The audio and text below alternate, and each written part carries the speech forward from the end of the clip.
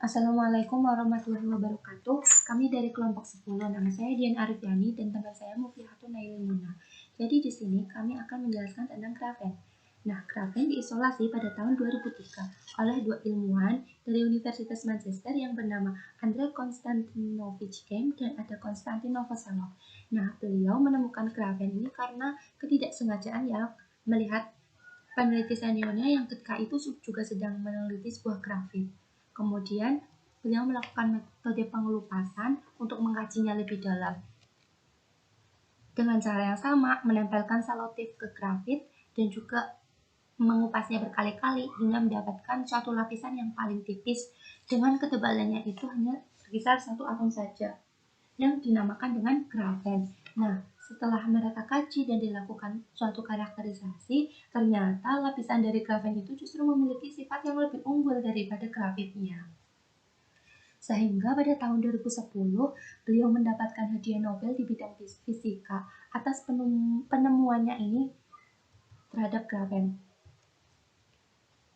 Kemudian terkait senyawa kimia yang terkandung di dalamnya, jadi grafen murni itu tidak bisa langsung diaplikasikan, perlu dilakukan suatu proses kembali. Nah, di sini digunakan proses drawing method dengan cara mentransfer lapisan grafen pada selotip ke substrat dengan cara menempelkannya. Nah, biasanya substrat yang digunakan itu seperti silikon dan juga silika. Dengan itu, grafen itu bisa diaplikasikan. Nah, kemudian metode sintesis dari grafen itu sudah banyak sekali. Seperti di sini disebutkan reduksi grafen oxide, ada chemical vapor decomposition, ada pertumbuhan epitaksial. Teman-teman bisa melihat ini adalah struktur dari grafen. Nah, grafen itu tersusun atas rangkaian atom karbon yang terikat bersama dalam dari kisi heksagonal yang terlihat mirip dengan sarang lebah berbentuk datar. Nah, yang paling menarik dari grafen adalah susunan atomnya itu yang hampir teratur dan sempurna. Kemudian, ternyata jarak antara atom karbon-karbon itu hanya berkisar 0,142 nanometer. Grafen ini memiliki daya tahan terhadap tekanan sebesar 42 Newton per meter. Grafen juga transparan meskipun memiliki kerapatan yang cukup tinggi berkisar 0,77 mg per meter persegi. Kemudian jika dibandingkan dengan baja dengan ketebalan yang sama, dia memiliki keunggulan yaitu 100 kali lebih kuat daripada baja. Nah, 1 juta kali lebih tipis dari selembar kertas sehingga dia itu transparan. Kemudian terkait unsur yang ada di dalamnya itu, kita lihat dulu bahwa grafen itu ternyata bersifat konduktor listrik dan juga panas dengan konduktivitas yang sama dengan konduktivitas tembaga. Dia transparan meskipun tetap memiliki kerapatan yang cukup tinggi, tadi disebutkan sekitar 0,77 mg per meter persegi ya. Kemudian dia juga tipis dan fleksibel tetapi lebih kuat dari berlian dan merupakan salah satu bahan yang terkuat yang diketahui. Jadi grafen ini itu mudah sekali untuk dibentuk, untuk ditekuh, sehingga grafen dikategorikan sebagai sand metal atau metaloid. Jadi dia itu memiliki sifat antara ada logam juga non logamnya. Kemudian terkait dengan ikatan dan juga geometrinya, teman-teman bisa melihat itu ada struktur dari grafen yang terdiri dari satu atom C yang mengikat 3 atom C yang lainnya. Nah, jika kita tengok, karbon itu kan memiliki nomor atom 6, memiliki elektron valensi di 2s2 dan 2p2. Jika digambarkan itu dalam keadaan Kronstadtnya itu seperti ini ya. Kemudian elektron yang ada di 2s ini, satu elektronnya itu akan mengalami promosi sehingga dia tereksitasi ke orbital 2p. Nah, jika orbital atom yang digunakan untuk membentuk orbital sp2 itu akan terjadi overlap dengan orbital sp2 dari atom karbon yang lainnya, sehingga akan membentuk ikatan sigma dengan panjang ikatan tadi disebutkan 0,142 nanometer. Nah, dari sini terlihat bahwa ada satu elektron di orbital P ini yang tidak ikut terhibridisasi. Nah, dia itu akan tegak lurus pada bidang sp2 bersama membentuk 2 pita elektron yang bergerak bebas sehingga membentuk ikatan pi. Nah, Karena grafen ini memiliki hibridisasi sp2, jadi bentuk geometrinya itu adalah trigonal planar dengan sudutnya 120 derajat. Selanjutnya akan dijelaskan oleh Mbak Muna. Terima kasih.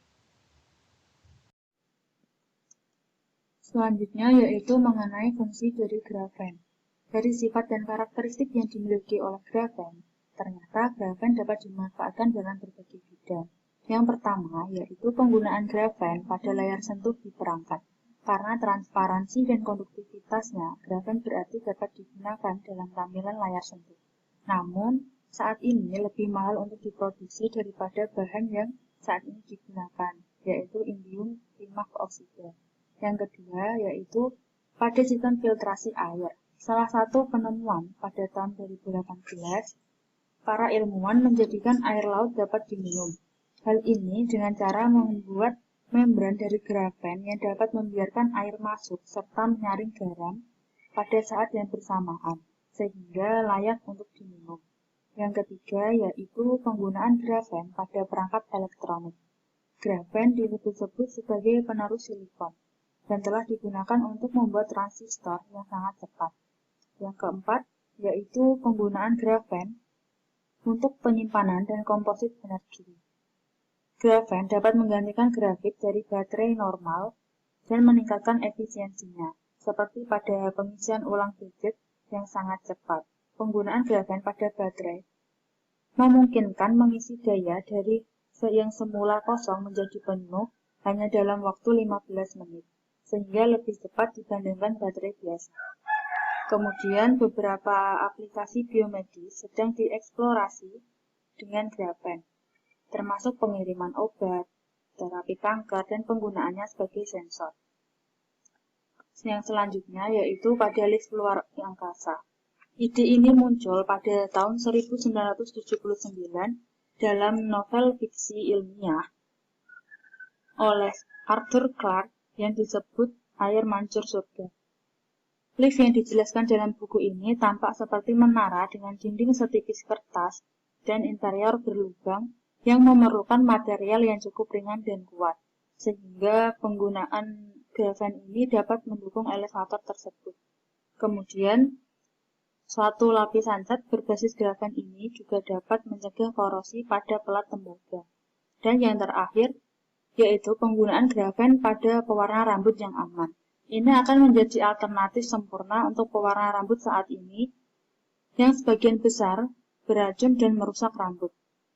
Kemudian pada tahun 2018, para ilmuwan dari Northwestern University menemukan bahwa grafen bisa seefektif pewarna rambut permanen tanpa memerlukan bahan molekuler beracun.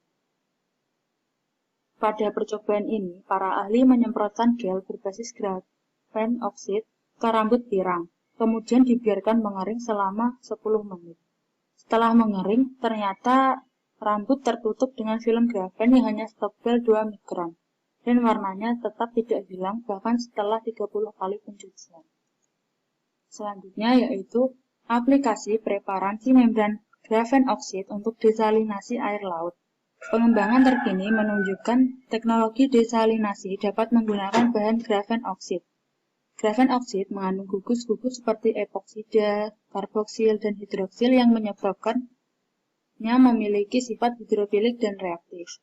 Membran ini juga dapat diterapkan dalam filtrasi dan masih menjadi membran paling ideal untuk desalinasi.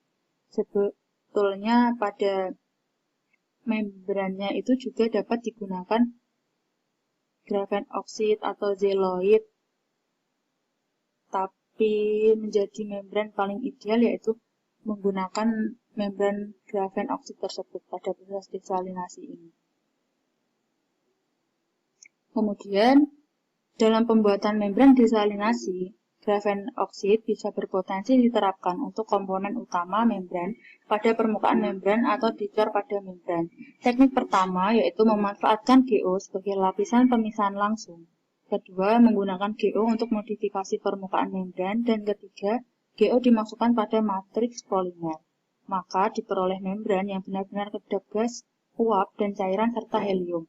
Membran yang diperoleh dapat diterapkan secara efisien untuk memisahkan garam natrium dan garam tembaga dari kontaminasi material organik. Kemudian, modifikasi permukaan membran GO dapat meningkatkan beberapa sifat membran termasuk efek antimikroba yang sangat meningkat ketika GO pada permukaan membran berinteraksi langsung dengan sel-sel bakteri. Selanjutnya, pada modifikasi permukaan tersebut juga membutuhkan jumlah nanomaterial yang relatif kecil, sehingga biayanya juga lebih sedikit dan dampak lingkungan yang disebabkan oleh fabrikasi GO ini juga dapat diminimalkan. Kemudian, pada mekanisme pembuatan membran GO untuk desalinasi air laut dapat dilakukan melalui 3 tahap. Yang pertama yaitu fabrikasi membran GO, yang kedua modifikasi GO permukaan terstruktur, dan yang ketiga yaitu casting GO dengan dimasukkan membran komposit. Pada fabrikasi membran GO, laminasi membran GO memiliki kekuatan mekanik yang kuat serta fleksibel. Nanopartikel TiO2 dapat mendukung nanosit GO dan memperbesar ruang interlayer yang menyebabkan penciptaan saluran yang cocok dan pori-pori dalam membran dibuat dengan memungkinkan dapat memfiltrasi membran. Kemudian pada modifikasi GO permukaan terstruktur, di sini ada 2 cara, yaitu pada ikatan kovalen bisa dicapai dengan menggunakan pasangan amida dengan karboksilat untuk melekatkan GO nanosit dan kelompok karboksilat lainnya pada permukaan poliamida lapisan tipis PA. Kemudian pada ikatan nanokovalen melalui pendekatan LSA menyebabkan penyerapan preferensial molekul air ke dalam kelompok fungsional oksigen yang melekat pada GO nanosit yang kemudian masuk melalui celah antara laminasi GO dan kemudian tersebar. Nanopartikel TiO2 digunakan untuk menjembatani GO nanosit ke permukaan membran melalui pendekatan LSA. Pertama, pada TiO2, nanopartikel berikatan pada membran melalui link TiO yang dibuat antara kelompok sulfonat dan Ti4 sampai batas tertentu dengan ikatan hidrogen antara kelompok sulfonat dengan hidroksil dari TiO2 tersebut. Kemudian pada casting GO dimasukkan membran komposit. Peran progresif GO di inversi fasa dari proses membran casting biasanya larutan polimer membeku dengan cepat selama pemisahan di tepi antara polimer dan larutan non-pelarut karena gradien konsentrasi dan aktivitas yang cepat dari semua komponen. GO telah mengakibatkan peningkatan sifat hidrofilik membran dan menyebabkan permeasi flux ditingkatkan dan flux air murni. Membran lebih hidrofilik menjadi lebih menarik dengan molekul air dalam jaringan membran dan memungkinkan mereka untuk mengalir melalui membran tersebut. Pada proses desalinasi air laut ini ternyata terdapat gaya antar molekul yang terlibat karena adanya ikatan hidrogen antara gugus karboksil GO dan Ti4. Sedangkan karakteristik unsurnya kuat, tipis, ringan, transparansi, dan juga fleksibel. Kemudian untuk sisi negatif penggunaan grafen, sebelumnya di antara kelebihan-kelebihan yang dimiliki oleh grafen ini, ternyata grafen juga memiliki sisi negatif. Mulai dari biaya produksi yang dibutuhkan relatif mahal, dan selain itu grafen juga tidak memiliki celah pita seperti silikon. Dalam lingkungan sendiri, aplikasi penggunaan grafen justru mendatangkan sisi positif yang ramah lingkungan. Seperti pada grafen, oksid juga tidak beracun dan dapat terurai secara hayati. Permukaannya dilapisi oleh gugus epoksi, hidroksil, dan karboksil tadi yang dapat berinteraksi dengan kation dan anion. Ini menyebabkan larut dalam air dan membentuk suspensi koloid yang stabil dalam cairan lain karena bersifat amfifilik atau dapat bercampur dengan air atau minyak. Demikian pemaparan dari kelompok kami. Apabila masih terdapat banyak kesalahan, kami mohon maaf. Wassalamualaikum warahmatullahi wabarakatuh.